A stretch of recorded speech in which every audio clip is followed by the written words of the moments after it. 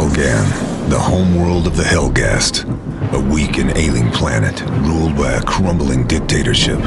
We go in, take out those loyal to the ruling party, and the people will rise up and do the rest. We'll be home in no time, and the Helghast will threaten us no more. At least that's what they tell us. Me, I'm a soldier, and I trust my instincts. And my instincts are telling me something's not right. Guess we'll find out soon enough.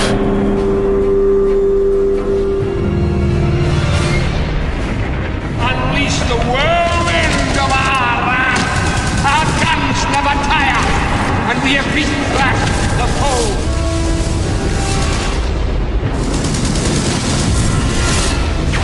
So we had this idea of a massive planetary invasion, and in Killzone 2 it's actually the first time that we're taking the war to the home planet of the Helghast.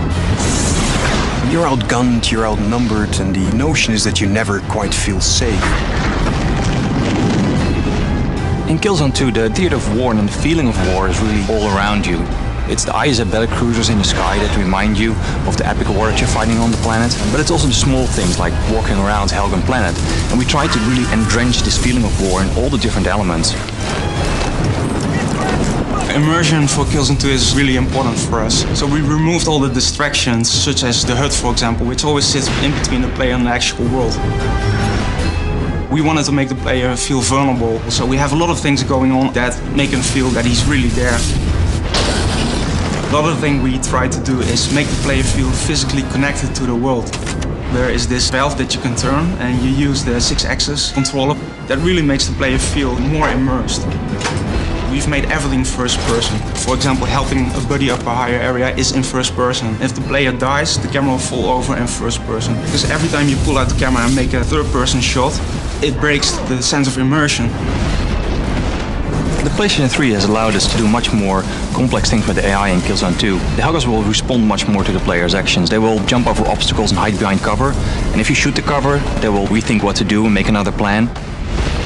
The hit response system in Killzone 2 has become one of the most important mechanics in the game. And to make that as realistic as possible, we spent a lot of time on making this system really work well. Whenever the player fires at an enemy in a certain situation, he will see a different response, which really adds to the variety of the game.